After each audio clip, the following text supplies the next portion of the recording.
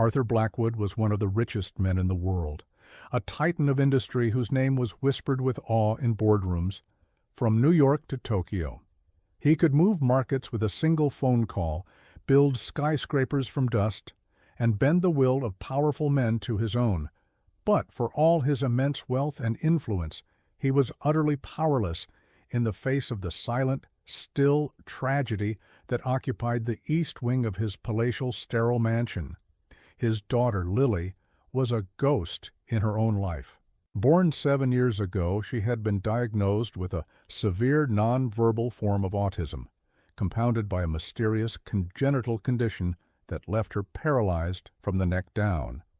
She was a beautiful doll, perfectly formed but utterly unresponsive, her world contained within the four walls of a state-of-the-art medical suite. No amount of money could fix her. He had hired and fired a legion of specialists, therapists, and caregivers, each more credentialed than the last. After firing the seventh maid in as many months for either pitying the child, fearing her, or simply giving up, Arthur was at the end of his rope. He was a man drowning in a sea of silent grief, the memory of his vibrant wife, Eleanor, who had died in childbirth, a constant aching wound. Then a woman named Clara Mayhew showed up for an interview. She was not like the others. She had no fancy degrees, no long list of wealthy employers. She had a quiet strength in her dark eyes, a stillness that was calming rather than unnerving, and a painful past he could sense but not name. Desperate, he hired her. For weeks nothing changed. Then one day, deciding to return home earlier than his punishing schedule usually allowed, Arthur walked silently down the marble hallway toward his daughter's room. The door was slightly ajar. He was about to enter when he heard something that completely froze him in place. It was a sound he hadn't heard in that room in 7 years, a soft, gentle humming, a simple melody that was profoundly human. Peeking through the crack, he saw Clara sitting by Lily's bed, not with a look of clinical detachment or cloying pity, but with one of deep, focused concentration. She was holding Lily's small, limp hand and humming the tune, her gaze fixed on the child's face. And then he saw it, a single crystalline tear tracing a path from the corner of his daughter's unseeing eye down her porcelain cheek. That single impossible tear would be the catalyst that shattered his world, unearthing a secret so dark and twisted it threatened to destroy what little he had left. Before we continue with this story, don't forget to subscribe to the channel and like the video. Oh, and don't forget to comment below where you're watching us from. We love to know that. The Blackwood Manor was less a home and more a monument to loss. It was a cavern of polished marble, soaring glass, and minimalist furniture that offered no comfort, only impeccable lines. Silence was the primary occupant, broken only by the distant hum of the climate control system and the hushed footsteps of a skeleton staff that moved through the halls like specters. Clara's first week was an exercise in sterile routine dictated by the formidable head housekeeper, Mrs. Gable, a woman with a spine of iron and hair pulled back so tightly it seemed to pull her face into a permanent state of disapproval. Mrs. Gable ran the mansion with military precision. Mr. Blackwood values privacy and efficiency above all else, she had stated during Clara's brief, sterile interview. Your duties are confined to the East Wing. You will attend to Miss Lily's personal needs, feeding, bathing, changing. You will not attempt to engage her. The therapists handle that. You are here to maintain her, not to fix her. Is that understood? Clara had simply nodded, her expression unreadable. She understood more than Mrs. Gable could ever know. She understood the hollow echo of a house filled with grief. She understood the language of silence, the weight of things left unsaid. Her own small apartment was a shrine to a similar quiet sorrow, the ghost of her younger brother Leo still present in the worn copy of his favorite book she kept on her nightstand. He, too, had been failed by doctors, his simple appendicitis misdiagnosed as stomach flu until it was too late. That loss had carved a space in her heart that was preternaturally attuned to the suffering of children and deeply suspicious of clinical certainty. Lily's room was the most expensive prison Clara had ever seen. It was filled with the best medical equipment money could buy, monitors that beeped softly, a custom-made bed that could be adjusted with a whisper-quiet motor, and an automated dispenser for the cocktail of medications and nutrients that sustained her. The air smelled of antiseptic and lavender-scented linen spray, a cloying combination that failed to mask the underlying scent of illness. Lily herself was a heartbreakingly beautiful child, with her father's raven-black hair spread across the pillow like a spill of ink and her mother's delicate features. But her eyes, a deep, stormy gray, were vacant. They stared at the ceiling, unblinking, unseeing. Her limbs were limp, her body a fragile vessel with no captain at the helm. The official diagnosis, detailed in a thick binder on the nurse's station, was a complex tapestry of medical jargon. Atypical Rett syndrome with accompanying spastic quadriplegia and severe nonverbal autism spectrum disorder. It was a life sentence of nothingness. Yet, from the very first day, Clara saw something everyone else had missed. While bathing Lily, she noticed the faintest, almost imperceptible tightening of the muscles in the child's neck when the warm water first touched her skin. While reading a story aloud one afternoon, a habit she began in defiance of Mrs. Gable's orders, her voice a low, soothing murmur, she saw Lily's pupils dilate for a fraction of a second when she gave a character a surprisingly deep voice. They were moments as fleeting as a mote of dust in a sunbeam, easily dismissed as involuntary muscle spasms or tricks of the light. But Clara collected them. She held them in her mind like precious secrets. The most significant clue came from a small, worn wooden horse that lay perpetually in Lily's limp hand. The nurses had said it was her mother's, placed there on the day she was born, and never removed. Its paint was chipped, its edges smoothed by 7 years of passive contact. One afternoon, a heavy book slipped from a high shelf in the corner, landing on the hardwood floor with a loud, echoing crack. In that instant, Clara, who was changing Lily's feeding tube, saw it clearly. Lily's fingers, the ones that had never shown a flicker of voluntary movement, clenched around the wooden horse. The pressure was slight, barely enough to pale the skin of her knuckles, but it was there. A definite physical reaction to an external stimulus. It was a signal, a tiny spark in the vast, silent darkness. And Clara knew, with a certainty that settled deep in her bones, that the story of Lily Blackwood was a lie. Someone was wrong or someone was lying, and the line between the two felt terrifyingly thin. This child was not an empty vessel. She was a prisoner, and Clara had just heard the faintest tap from inside the cell. Clara began her quiet campaign of observation and experimentation, a secret war waged in the hushed stillness of the East Wing. She operated with the stealth of a ghost, her every action carefully calibrated to avoid the watchful eyes of Mrs. Gable and the rotating schedule of nurses who administered Lily's medications with chilling indifference. Her first front was sound. The room was always kept library quiet, based on the theory that sensory input was agitating for autistic children. Clara disagreed. She believed the silence was a form of deprivation. She started humming. It was an old lullaby her grandmother used to sing, a simple, looping melody about a smooth gray river stone held in the palm of a hand. She hummed it while she changed Lily's linens, her voice a low, resonant thrum. On the third day of humming, she noticed a change in the rhythm of the heart monitor. When she hummed, the beats per minute would drop by 2, sometimes 3 points. A subtle but consistent shift into a state of deeper calm. It was data. It was proof. Her next experiment was with scent and touch. The room was sterile, scrubbed clean of any organic life. One morning, on her way to work, Clara passed a small bodega and, on an impulse, bought a single, perfect gardenia.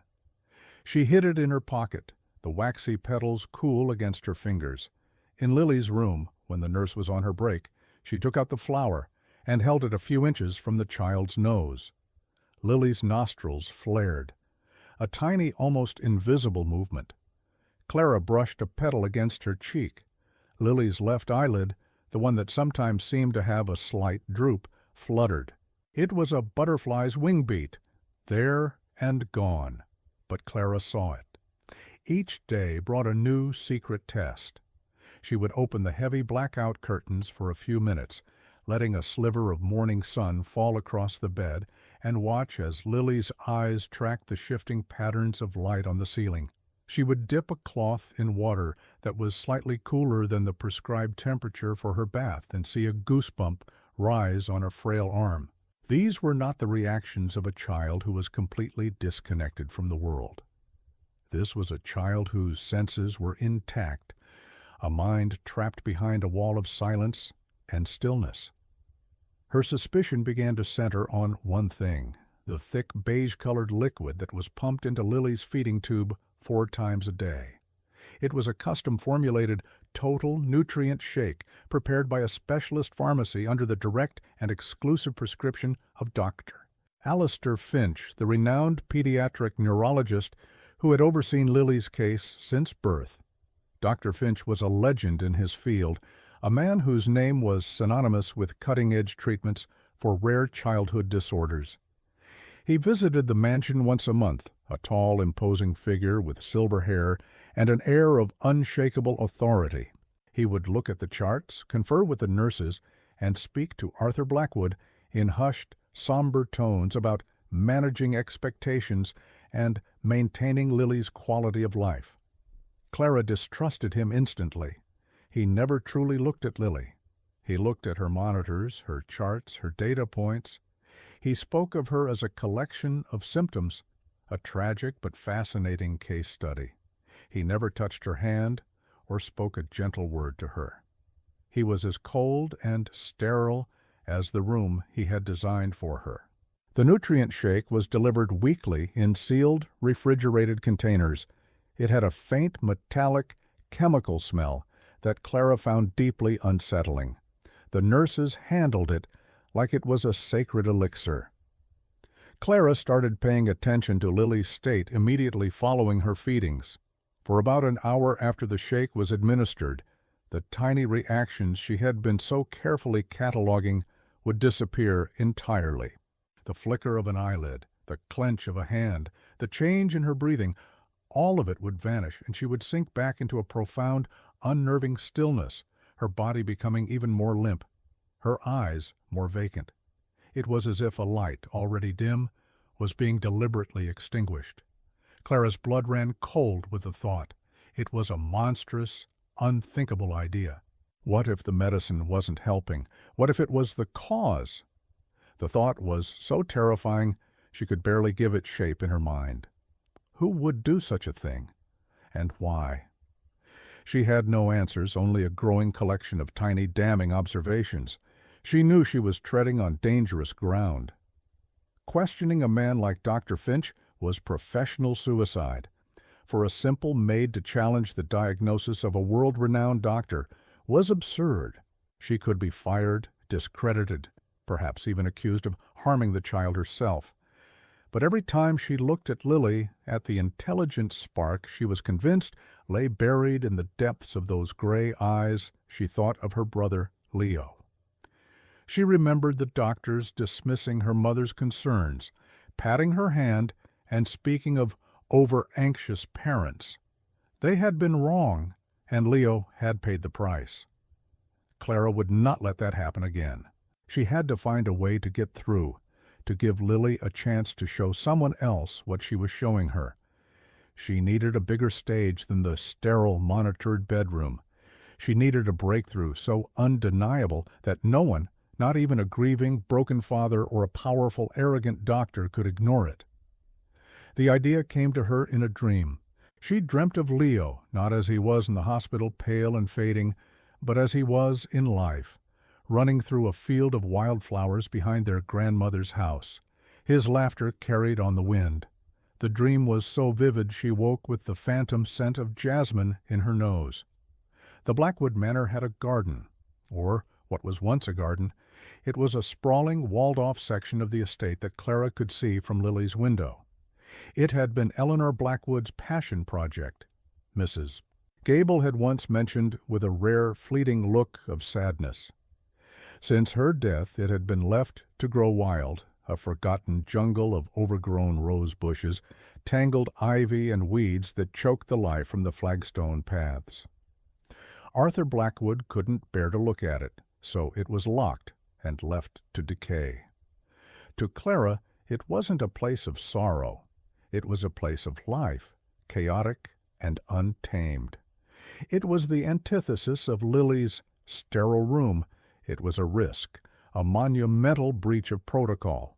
Taking Lily outside, moving her from her climate-controlled, medically monitored environment, was expressly forbidden. But Clara knew, with the conviction of a zealot, that it was what she had to do.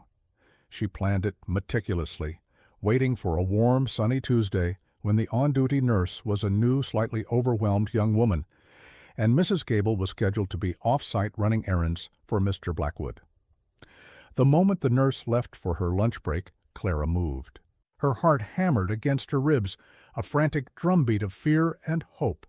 She carefully disconnected Lily from all but the most essential portable monitor, a small device that tracked her heart rate and oxygen levels.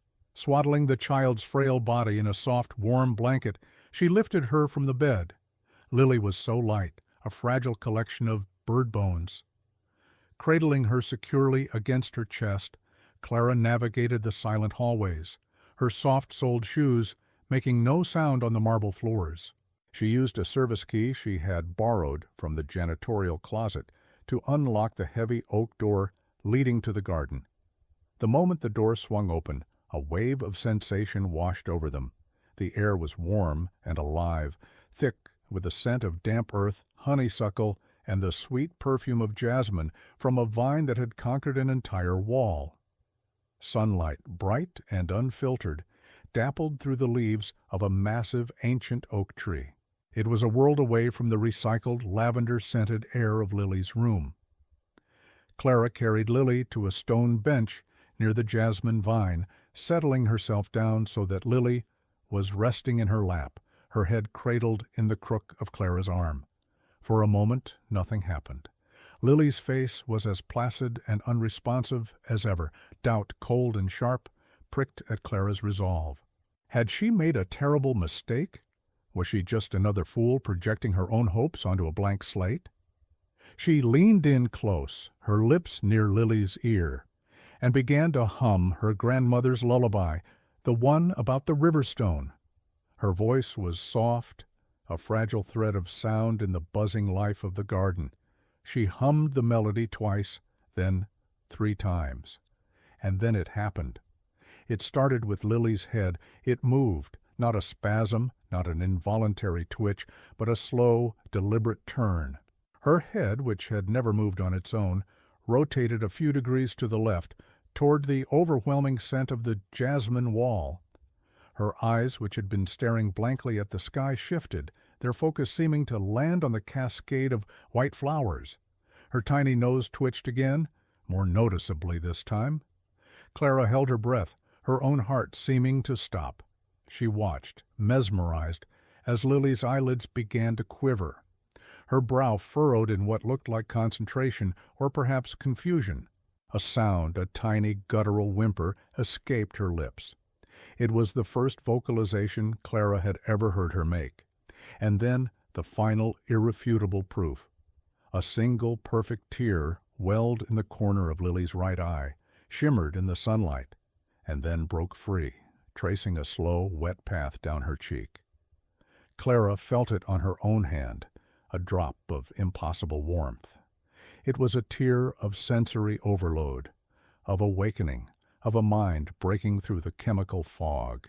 Clara stared at the tear, a testament to the life force that had been so ruthlessly suppressed. Joy, fierce and overwhelming, surged through her, so potent it felt like pain. She had been right. She had been right all along. This beautiful, broken child was in there fighting to get out. In that moment of triumph, she didn't hear the footsteps on the gravel path behind her. She didn't hear the sharp, indrawn breath of shock and fury. She only registered the presence of another person when a voice, cold as ice and sharp as broken glass, cut through the warm air. "What in God's name do you think you are doing?" Arthur Blackwood stood 10 feet away, his face a mask of disbelief and incandescent rage. Arthur's world tilted on its axis. He had come home to retrieve a file, a rare midday visit to the mausoleum he called home. Finding Clara's station empty and a quick check revealing Lily was not in her bed, a cold, primal fear had seized him. He had imagined the worst: a fall, a medical emergency, a kidnapping. He had stormed through the house, his calls echoing unanswered, until he remembered the one place he never went, the garden. And now the sight before him was so far outside the realm of possibility that his mind struggled to process it. The maid, the quiet, unassuming woman he had hired out of sheer desperation, was sitting in the heart of his wife's ruined garden, holding his daughter in her lap as if she were any other child. It was a violation on every conceivable level, a breach of security, a flagrant disregard for medical protocol, and a trespass into a sacred space of his grief. The rage that exploded in him was white-hot, a protective fury born of 7 years of helplessness and sorrow. "I gave you one instruction," he snarled, advancing on her. "One. You were not to interfere. You were to maintain her. Who gave you the authority to remove her from her room, to disconnect her from her monitors? Do you have any idea what you could have done?" Clara didn't flinch. She looked up at him, her dark eyes holding not fear, but a strange, blazing intensity. She held one hand up, a gesture not of surrender, but a plea for silence. "Mr. Blackwood, please," she said, her voice low but steady. "Just look at her." "I am looking at her," he thundered. "I'm looking at my daughter, who you have put in unimaginable danger for some sentimental whim." But as his gaze dropped to Lily, his tirade caught in his throat. He saw the wet track of the tear on his daughter's cheek. He saw her head, which was still turned slightly toward the jasmine vine, a position he had never seen it in before. He saw a flicker of movement in her brow, a tiny furrow of something. It couldn't be. It was a trick of the light, an involuntary spasm. It had to be. "She turned her head, Mr. Blackwood," Clara said softly, as if reading his thoughts. "She smelled the flowers, and she turned her head toward them. She made a sound." Arthur felt a dizzying wave of vertigo. Hope was a poison he had long ago purged from his system. It was a cruel, seductive liar that only led to deeper despair. The world was full of charlatans and faith healers who had tried to sell him miracles for his daughter, and he had learned to despise them all. He saw Clara as just another one, perhaps more subtle, but just as dangerous. "You are fired," he said, the words clipped and brutal. "Get your things. You will be escorted from the premises immediately. I will have my lawyers draft a non-disclosure agreement so airtight you won't be able to speak the name Blackwood for the rest of your life."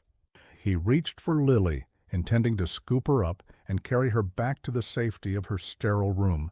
But as he moved, Clara spoke again, not to him, but to his daughter.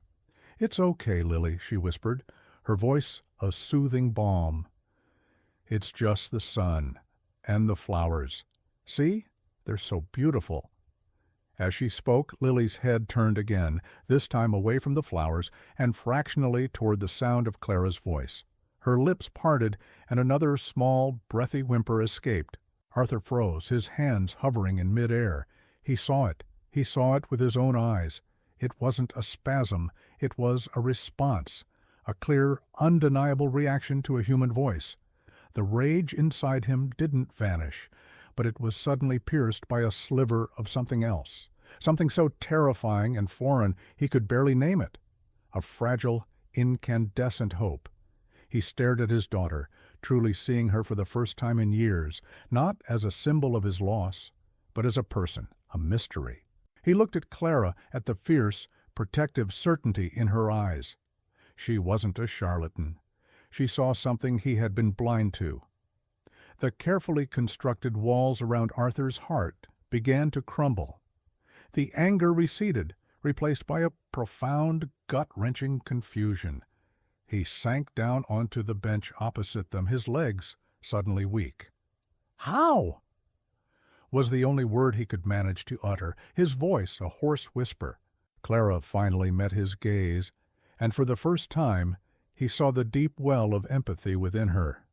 "I don't think she's what they say she is," she said simply. "I think she's been trapped. I think she's been listening this whole time." She proceeded to tell him everything. She told him about the tiny fleeting reactions she had been secretly cataloging for weeks. The tightening of a hand, the dilation of pupils, the flutter of an eyelid. She told him about the heart monitor's response to her humming and her growing suspicion of the nutrient formula and its sedative effect. He listened, his mind reeling. Every word she spoke was a direct contradiction to 7 years of diagnoses from the world's leading medical experts.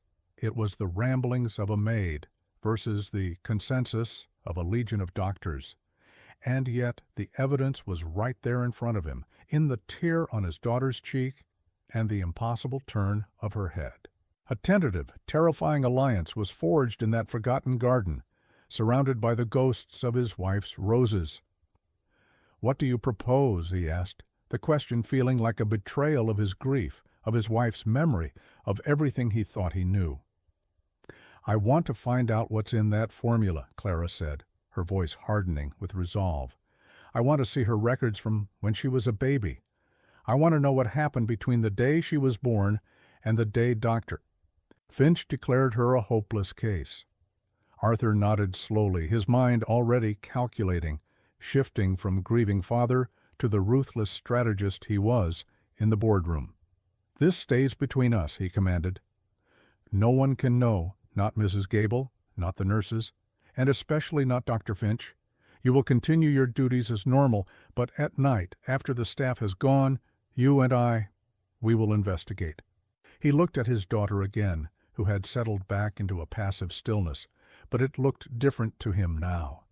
It was no longer a state of emptiness, but one of quiet waiting. He was a man who dealt in facts and figures, in profits and losses. For the first time, he was betting everything on something he couldn't quantify, a maid's intuition and a single, impossible tear. That night, the Blackwood Manor took on a new atmosphere. The silence was no longer one of empty grief, but of clandestine purpose. After the last staff member had departed and Mrs. Gable had retired to her quarters, Arthur met Clara in the grand 2-story library. It was another room he rarely entered. Like the garden, it had been Eleanor's domain. Her books on art history and botany still lined the shelves, her scent faintly clinging to the leather chairs. It was a place frozen in time, and for years Arthur had found it unbearable. Tonight, however, it felt different. It was no longer a tomb, but an archive, a place where answers might be buried. Arthur, accustomed to commanding teams of high-powered executives, found himself in the unfamiliar position of following Clara's lead. Her quiet focus was disarming. She moved with a sense of purpose that he, for all his power, had lacked for 7 years. "Her medical files," Clara said, her voice low. "Dr. Finch keeps a summary in the nurse's station, but the complete records must be somewhere, all of them, from the very beginning." Arthur thought for a moment. "My study. I have a fireproof safe. Eleanor, she was meticulous. She kept everything." He led her to his study, a stark modern room of steel and glass that overlooked the city skyline. He spun the dial on a large black safe hidden behind a minimalist painting and swung the heavy door open. Inside were neat stacks of files and boxes. He pulled out a thick leather-bound accordion file labeled Lily Medical.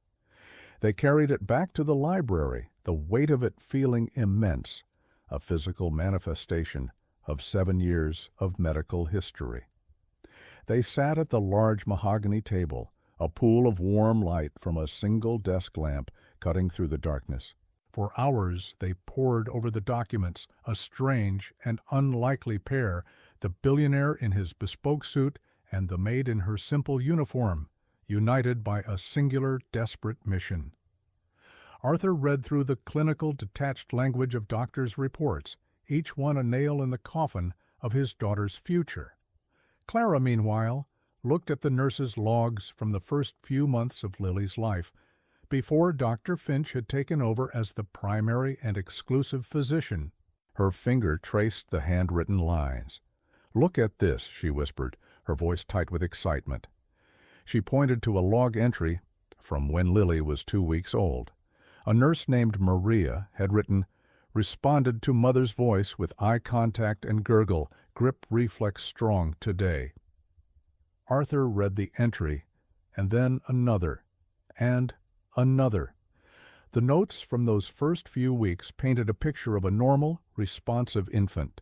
There were mentions of her tracking a mobile with her eyes, of startling at loud noises, of turning her head toward the scent of her mother's milk. The child described in these early pages was not the child who lay silent and still upstairs. "What happened?" Arthur murmured, his voice thick with a dawning horror. "When did it change?" They kept digging, cross-referencing dates. The change was stark and terrifyingly clear. At 6 weeks old, Lily had developed a severe respiratory infection and was hospitalized. It was then that Dr. Alistair Finch, a rising star in pediatric neurology, whom Eleanor had admired, was brought in to consult. His notes began to appear in the file, his handwriting sharp and authoritative. He diagnosed a series of mini-seizures and prescribed a new experimental regimen of anticonvulsants and a specialized dietary formula to protect her developing brain. The nurse's notes after that point began to change. Lethargic today? Less responsive. Difficulty feeding. The reports of her tracking objects and making eye contact ceased. Within a month, Dr. Finch's primary diagnosis was entered: a rare, degenerative neurological disorder. The paralysis, he had claimed, was a rapid onset symptom of the underlying condition. The original consulting doctors seemed to fade into the background, their opinions replaced by Finch's confident, unassailable pronouncements. To the grieving, terrified new father, Finch had been a godsend, an authority figure who provided certainty in a world of chaos. Now, that certainty was curdling into a monstrous suspicion. The final damning piece of evidence came from a small, forgotten envelope tucked into the back of the file. Inside were a handful of photographs Eleanor had taken on her camera just days before she passed away from a sudden post-birth complication. They were snapshots of a new mother's joy. And in them, Lily was bright-eyed and alert. In one photo, she was looking directly at the camera, her tiny hand wrapped around her mother's finger. Her eyes were clear, intelligent, and very much alive. Arthur stared at the photograph, his hands trembling. This was the daughter he had never known, the child who had been stolen from him, not by a cruel twist of fate, but perhaps by something far more sinister. He looked up at Clara, his eyes filled with a pain and fury so profound it left him breathless. "He lied," Arthur said, the words barely a whisper but carrying the weight of an earthquake. From the beginning, he lied. The quiet library was no longer silent with grief, but with the chilling hum of a terrible truth beginning to surface. They had their proof, but now they needed to understand the motive. Why would a celebrated doctor systematically disable a healthy child? The answer, they suspected, lay somewhere in the complex web of finance and power that surrounded the Blackwood name. The discovery in the library transformed the dynamic between Arthur and Clara completely. They were no longer master and servant, but co-conspirators, partners in a desperate search for justice. The grief that had paralyzed Arthur for 7 years was being burned away by a cold, clarifying rage. He was no longer a passive victim of fate. He was a father on the warpath. He began to move his pieces across the board with the ruthless efficiency that had made him a billionaire. The first call was to a private investigator, a man named Marcus Thorne, a former federal agent who specialized in discreet, high-stakes corporate and financial investigations. Arthur met him not in his office, but in a sterile hotel suite, laying out the situation in stark, emotionless terms. He gave Thorne two objectives. First, to get a sample of Lily's nutrient formula and have it analyzed by an independent lab, and second, to conduct a deep-dive financial investigation into every aspect of Dr. Alistair Finch's life. I want to know every dollar he's ever earned, every company he's associated with, every secret he has, Arthur instructed, his voice like flint. Spare no expense. I want the truth. While Marcus Thorne began his work in the shadows, life at the mansion continued its charade of normalcy. Clara maintained her duties, her calm exterior a perfect mask for the turmoil within. But her interactions with Lily were now imbued with a new layer of meaning. She was no longer just testing a hypothesis. She was communicating with a prisoner, assuring her that help was on the way.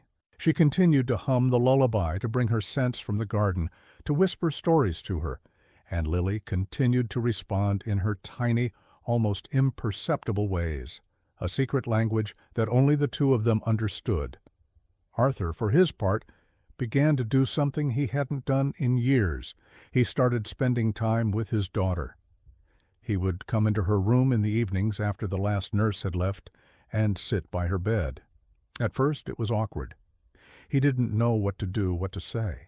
He would simply watch her, his heart a tangled knot of guilt, anger, and a terrifying, fragile hope. Clara encouraged him. Talk to her, she urged. Tell her about her mother. Read to her. He started with a book of Eleanor's favorite poems. His voice was stiff at first, but as he read the words his wife had loved, he began to relax. He told Lily about how he and Eleanor had met, about their travels, about her mother's infectious laugh and her passion for her garden. As he spoke, he watched Lily's face, and with Clara's guidance, he started to see the things she saw. The faint flicker of an eyelid at the mention of her mother's name, the subtle shift in her breathing when he read a particularly beautiful line of poetry. He was learning the language of his daughter. A week later, Marcus Thorne delivered his initial findings. The results from the lab were delivered in a sealed envelope. Arthur opened it with trembling hands, Clara standing by his side.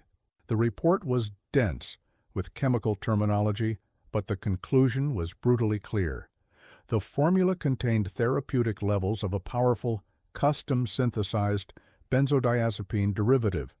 It was a sedative, a muscle relaxant designed for long-term, low-dose administration. It wouldn't show up on standard hospital toxicology screens. Its effect, the report stated, would be profound sedation, muscle flexidity, and a suppression of higher cognitive functions.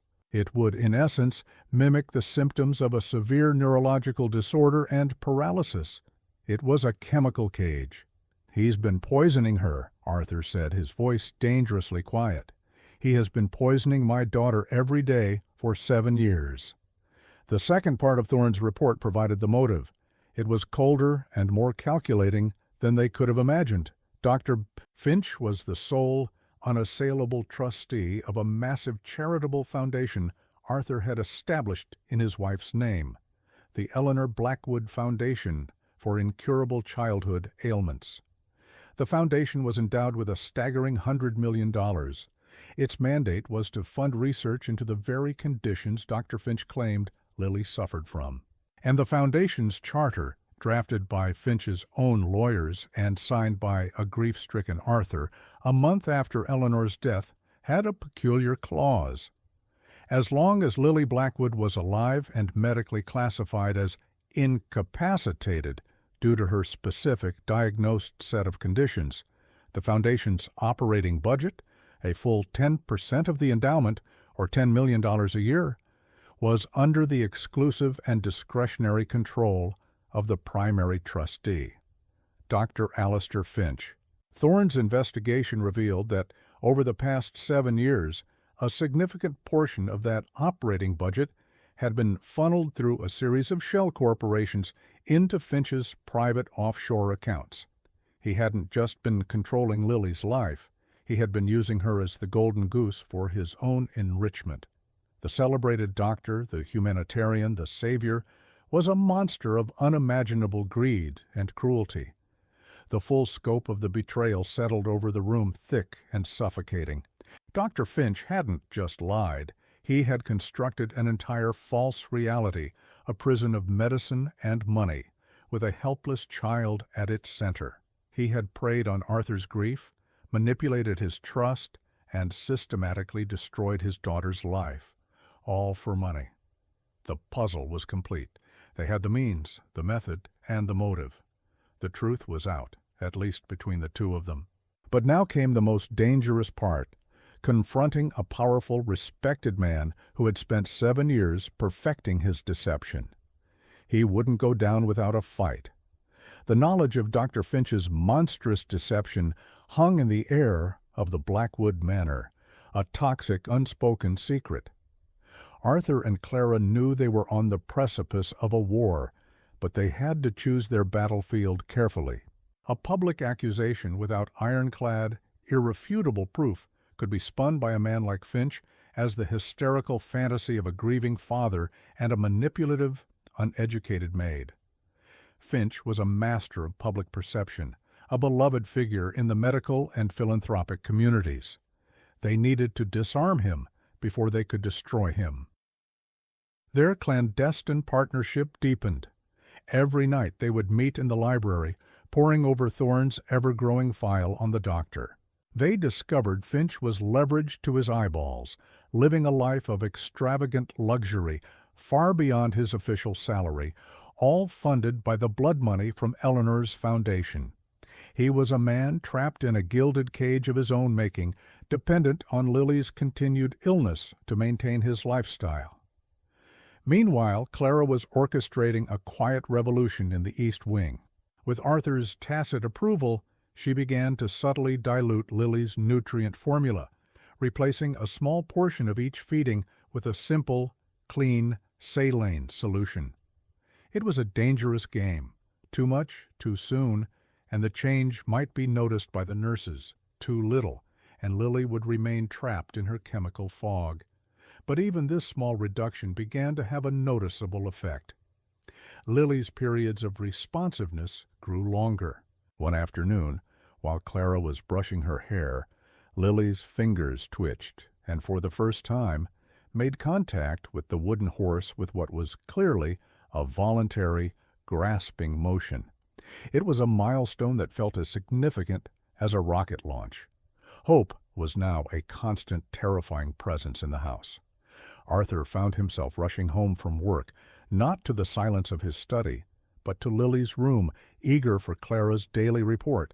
He saw the changes for himself, the way Lily's eyes would now follow him as he paced the room, the way her breathing would hitch when he said her name. He was meeting his daughter for the very first time, and the joy of it was inextricable from the searing rage he felt toward the man who had stolen these years from them. They were so close to having everything they needed to act, but they underestimated the insidious reach of Finch's control. His influence within the house extended beyond his monthly visits. Mrs. Gable, the stern housekeeper, had worked for the Blackwood family for 30 years. She was fiercely loyal, but her loyalty was to the memory of Eleanor and the established order of the house. She viewed Clara with suspicion, seeing her growing closeness with Arthur and her unorthodox methods with Lily as a threat. She noticed the small changes, Mr. Blackwood spending hours in his daughter's room, the library light burning late into the night, the almost imperceptible new alertness in Lily's eyes. Fearing that Clara was filling a grieving man's head with false hope that would only lead to more heartbreak, she did what she thought was right. She called Dr. Finch. She framed it as a call of concern. "Doctor, I'm worried about Mr. Blackwood, the new maid. She has him believing the child is improving. He seems unwell. It was all Finch needed to hear. He knew immediately that his perfect lucrative system was under threat. And his retaliation was swift, brutal, and utterly devastating. 2 days later, a sleek black car pulled up the long, winding driveway of the Blackwood Manor. 2 women and a man in severe business suits emerged, carrying briefcases. They were from Child Protective Services. They were accompanied by 2 uniformed police officers. Arthur was in a meeting downtown when he got the frantic call from his security chief. He raced home, breaking every traffic law, his heart pounding with a dread he hadn't felt since the day his wife died. He arrived to find a scene of quiet, bureaucratic horror. Clara was standing in the great hall, pale and trembling, while one of the social workers questioned her in a tone dripping with condescending suspicion. Mrs. Gable stood in the background looking horrified, clearly realizing the catastrophic consequences of her misguided phone call. The lead social worker, a woman with a face devoid of empathy, turned to Arthur. "Mr. Blackwood, we've received a credible, anonymous report from a medical professional expressing grave concerns for your daughter's welfare. The report alleges negligence and the practice of unlicensed, potentially harmful therapies by your staff, specifically a Ms. Clara Mayhew." The anonymous medical professional was, of course, Dr. Finch. He had used his unimpeachable authority to paint Clara as a dangerous charlatan and Arthur as a negligent father taken in by her charms. He had twisted their attempts to heal Lily into a narrative of abuse. Furthermore, the woman continued, holding up a sheaf of papers, "We have here an emergency court order signed by a judge this morning based on Dr. Finch's medical affidavit. It grants temporary medical guardianship of Lily Blackwood to Dr. Finch as her primary physician to ensure the continuity of her established care. It also mandates that Ms. Mayhew be removed from the premises immediately and barred from any contact with the child, pending a full investigation." It was a legal masterstroke. In one move, Finch had cut them off at the knees. He had removed Clara, the one person who could truly communicate with Lily. He had wrested legal control of Lily's care away from Arthur, and he had turned their own investigation against them, framing it as a threat to Lily's health. Clara looked at Arthur, her eyes wide with terror, not for herself, but for Lily. "Don't let them take me away from her," she pleaded in a whisper. "She's just starting to wake up. If he gets his hands on her, he'll—" She didn't need to finish the sentence. He would drug her back into oblivion, erasing all their progress, perhaps permanently. Arthur wanted to unleash the full force of his fury, to throw these people out of his house, to call his lawyers and crush them. But he saw the police officers, the court order. He was trapped. Forcing the issue would only make him look more unhinged, proving Finch's point. He had to play the long game. The separation was brutal. The social workers escorted Clara to her room to pack a small bag. She wasn't even allowed to say goodbye to Lily. As she was led out the front door, she looked back at Arthur. Her expression, a mixture of despair and a silent, desperate plea for him to keep fighting. The moment the door closed behind her, the silence that descended on the house was heavier and more suffocating than ever before. Later that day, Dr. Finch arrived, his face a perfect mask of solemn concern. He swept into Lily's room, followed by a new team of nurses, his nurses. He immediately reinstated the full-strength formula. To Arthur, he was a picture of patronizing sympathy. "Arthur, I understand this is a shock," he said, placing a hand on Arthur's shoulder. "You're vulnerable, and people like that Maid, they prey on grief. We will get Lily stabilized. We will get her back to her baseline." Arthur felt a murderous rage coil in his stomach, but his face remained a mask of cold stone. He knew that, for now, he had to let the monster believe he had won. But as he stood outside Lily's door that night, listening to the silence that was once again absolute, he made a silent vow. This was no longer just about uncovering the truth. It was about retribution. Finch had not just harmed his daughter, He had declared war on his family, and Arthur Blackwood had never lost a war. The days that followed Clara's expulsion were a living hell for Arthur. The house reverted to its former state as a cold, silent tomb, but now it was tainted with the active presence of the enemy. Dr. Finch's nurses, efficient and cold, moved through the East Wing with an air of ownership. Finch himself was a constant, suffocating presence, calling twice a day for updates and making frequent unannounced visits. He had effectively placed the mansion under siege. Arthur's only solace was the fury that now fueled his every waking moment. He channeled it, refined it, turning it into a weapon. His office on the top floor of Blackwood Tower became a war room. He brought in not just Marcus Thorne, but a team of the most ruthless corporate litigators in the country. The initial plan, a quiet confrontation, was now off the table. Finch had escalated the conflict to a public legal arena, and Arthur intended to meet him there and burn him to the ground. "He's used the law as a shield," Arthur told his legal team, his voice dangerously low. "I want you to turn it into a sword. I want restraining orders. I want his medical license challenged. I want a full-scale audit of the foundation, going back 7 years. I want to know where every single penny went. I want to find every other case he's ever handled that looks even remotely like this." Of course, the lawyers, accustomed to hostile takeovers and billion-dollar litigation, went to work with a quiet ferocity. Subpoenas were drafted, forensic accountants were hired, and motions were filed. While the legal machinery ground into motion, Marcus Thorne's investigation went deeper.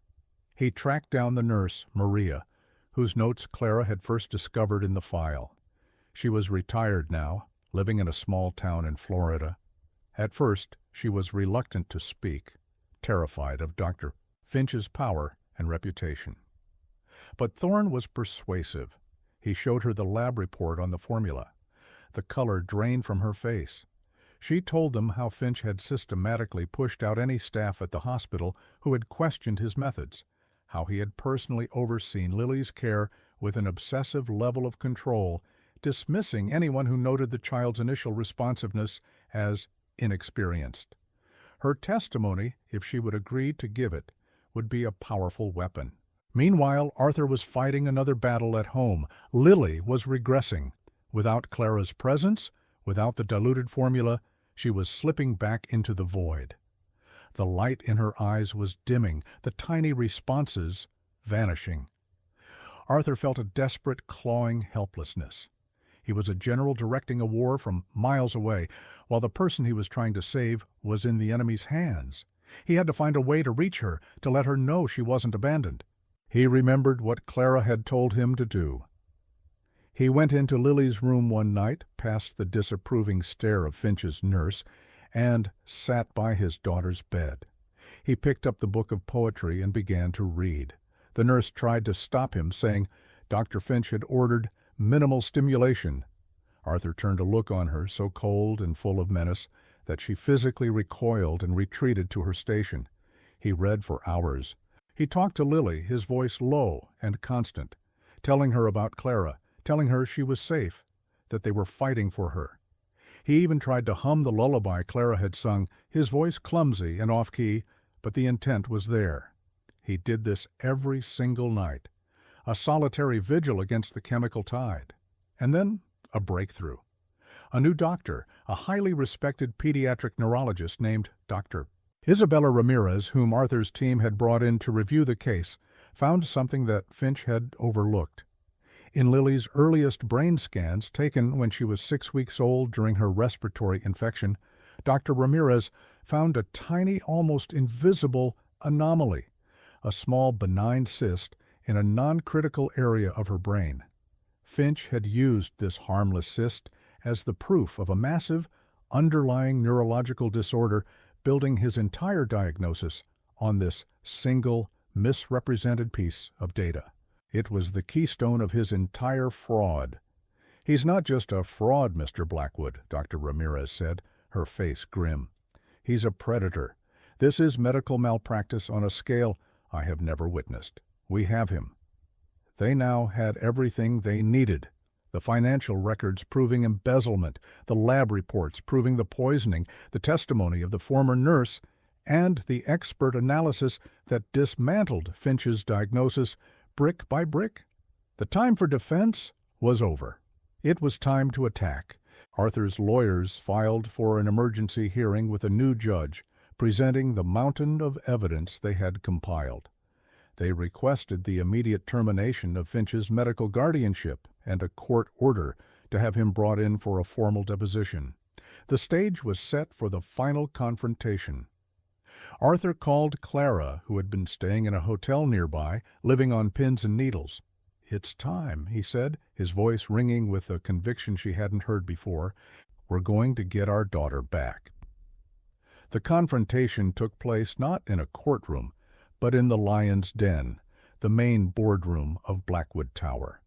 It was a calculated move by Arthur's legal team. A private deposition was faster than a public hearing, and it would allow them to control the environment. The room was a testament to Arthur's power. A vast space enclosed in floor-to-ceiling glass, offering a panoramic view of the city below. One long polished obsidian table dominated the center. On one side sat Arthur, flanked by his formidable legal team and the calm, authoritative Dr. Ramirez. Clara sat beside him, her presence quiet but resolute. She was not there as a maid, but as the key witness, the one who had seen the truth when no one else had. On the other side of the table, Dr. Alistair Finch arrived with his own lawyer, a slick, overconfident man. Finch himself appeared unruffled, radiating an aura of indignation and professional offense.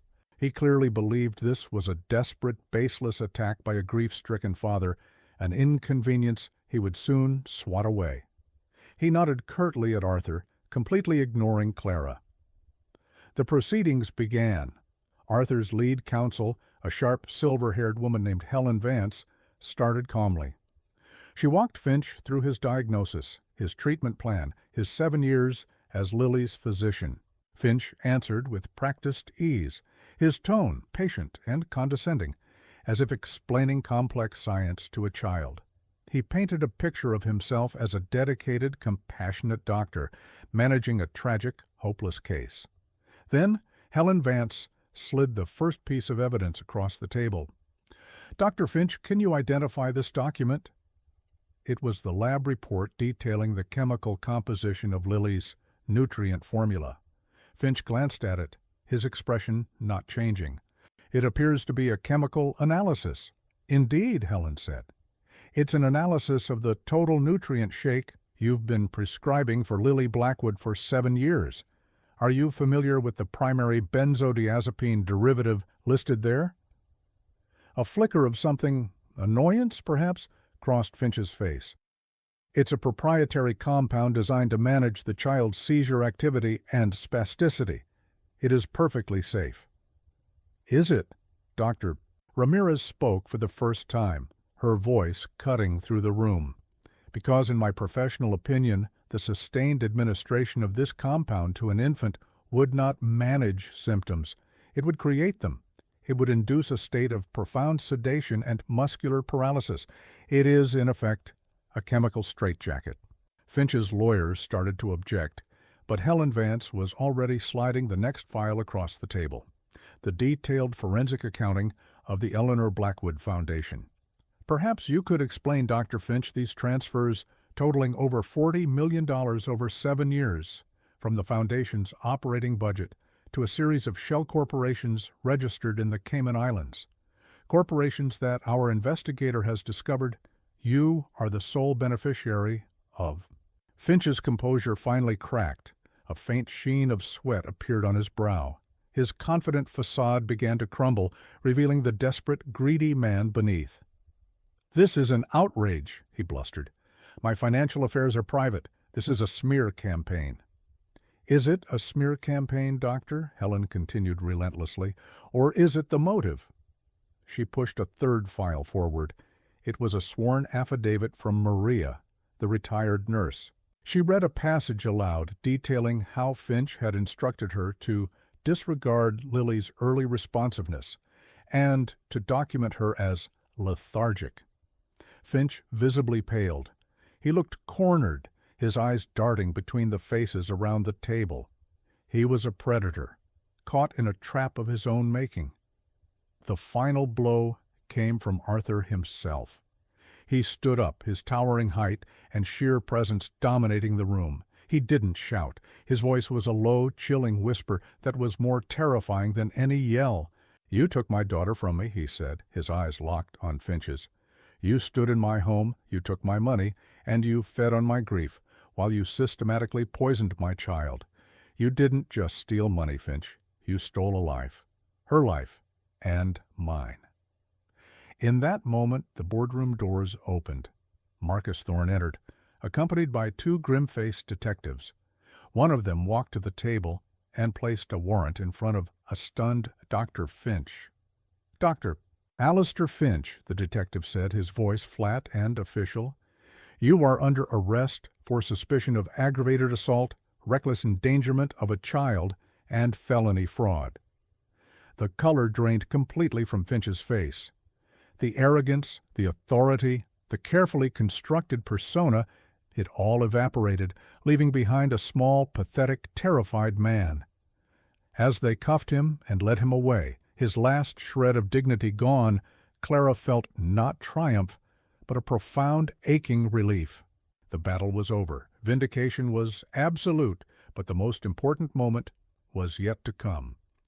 Arthur turned to her, his eyes filled with a gratitude so immense it needed no words. "Let's go home," he said softly. "Let's go get our daughter." They drove to the mansion in a blur. They swept past a stunned Mrs. Gable and the now powerless nurses and went straight to Lily's room. The child was lying in her bed, as still and silent as she had been the day Clara first arrived. The effects of the full-strength formula were obvious. Clara's heart ached. She walked to the bed and sat down, taking Lily's small, cool hand in hers. "Lily," she whispered, her voice thick with emotion, "it's me. It's Clara. It's all over now. You're safe." Arthur stood by the window, watching, his heart in his throat. For a moment there was no response. Lily remained still. Then, slowly, as if moving through deep water, her eyelids began to flutter. Her head made the small, now familiar turn toward the sound of Clara's voice. Her eyes, hazy with the lingering effects of the sedative, found Clara's face. A flicker of recognition sparked in their depths. Her lips parted. A small, breathy sound emerged, a struggle against the drug's hold, and then she spoke her first clear word. A name. "Clara!" Arthur choked back a sob, the sound raw and broken. The single word was a miracle, a confirmation of everything they had fought for. Clara leaned down and kissed Lily's forehead, tears of joy streaming down her face. The long, silent nightmare was finally over. The dawn was breaking. 1 year later, the Blackwood Manor was unrecognizable. The oppressive silence had been replaced by the sound of life, of laughter, of the squeak of leg braces on polished marble floors. Sunlight streamed through windows that were no longer covered by heavy drapes. The air, once sterile and cold, was now filled with the scent of fresh flowers from the reclaimed garden and the aroma of cookies baking in the kitchen. The house had been transformed from a mausoleum into a home. Lily Blackwood was a force of nature. The removal of the sedatives had been like opening a floodgate. A torrent of personality, intelligence, and curiosity that had been dammed up for 7 years burst forth. With the help of Dr. Ramirez and a team of dedicated physical and speech therapists, her progress had been nothing short of miraculous. She was still behind, still working to build the muscle tone and coordination that had been stolen from her, but she was a joyful, determined warrior. She could now sit up on her own, feed herself, and, with the help of her braces and a walker, take triumphant, wobbly steps across the room. Her vocabulary expanded daily, her mind a sponge for the world she was finally able to experience. Her favorite place was the garden, now fully restored to its former glory, a riot of color and life that mirrored her own blossoming. She would spend hours there with Clara, her hands in the dirt, learning the names of flowers, her laughter echoing in the warm air. Dr. Alistair Finch had been sentenced to the maximum term for his crimes, his name now a permanent stain on the medical community. The Eleanor Blackwood Foundation had been completely restructured. Under Arthur and Clara's joint direction, it was now a transparent, powerful force for good, genuinely funding research and providing support for families affected by misdiagnosis and medical malpractice. Mrs. Gable, deeply ashamed of her role in the affair, had offered her resignation, but Clara had insisted she stay. Her loyalty, once misguided, had been recentered on Lily, and she had become one of the child's most devoted champions, her former sternness melted away by a grandmotherly affection. The greatest transformation, however, was in Arthur. The cold, grieving titan of industry was gone, replaced by a man who was present, engaged, and filled with a quiet, profound joy. He had discovered that true power wasn't in controlling markets, but in holding his daughter's hand as she took a difficult step, in reading her a bedtime story, in seeing her smile. He had learned to live again, and he owed it all to the quiet, observant woman who had walked into his broken life and shown him how to hope. His partnership with Clara had evolved naturally, seamlessly, from one of co-conspirators to one of co-parents, and finally to one of deep, abiding love. They were a family forged not by blood, but by a shared fight for a child they both adored. Their new life was celebrated one warm autumn evening at a charity gala held in the Manor's garden, relaunching the foundation. The space was filled with twinkling lights and the sound of a string quartet. Arthur stood at a podium, Lily standing proudly beside him, her hand gripping his tightly. Clara stood in the front row, her eyes shining. Arthur looked out at the crowd of philanthropists, doctors, and journalists. "A year ago," he began, his voice clear and strong, "I believed my life was defined by loss. I was wrong. It was defined by a truth I couldn't see." He looked down at Lily, then out at Clara. "I was saved, my daughter was saved, by a woman who had the courage to listen to the silence, to trust her intuition over established fact, and to see the person hidden behind the diagnosis. She taught me that the greatest prisons are not the ones with bars, but the ones we build in our own minds out of fear and grief." He announced the Foundation's new mission, pledging hundreds of millions to advocate for patients and challenge medical dogma. It was a declaration of war on the kind of arrogance and greed that had almost destroyed his family. Later that evening, after the guests had departed, the three of them sat on the stone bench by the jasmine wall, the place where everything had changed. Lily, tired but happy, was curled between them, her head resting on Clara's lap. She held up her small wooden horse, its surface now even more worn from active play. "Horsey sleepy," she murmured, her eyelids drooping. "Yes, he is," Clara whispered, stroking her hair. Arthur put his arm around Clara, drawing her close. They sat in comfortable silence, watching the moon rise over the garden. The past was not forgotten, but its wounds had healed into scars that served as a reminder of their strength. They had faced the darkest of betrayals and emerged into the light, not just intact, but stronger, more whole than they had ever been apart.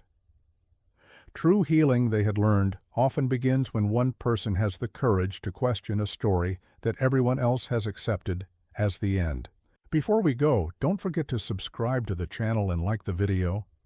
Oh, and don't forget to comment below where you're watching us from. We love to know that.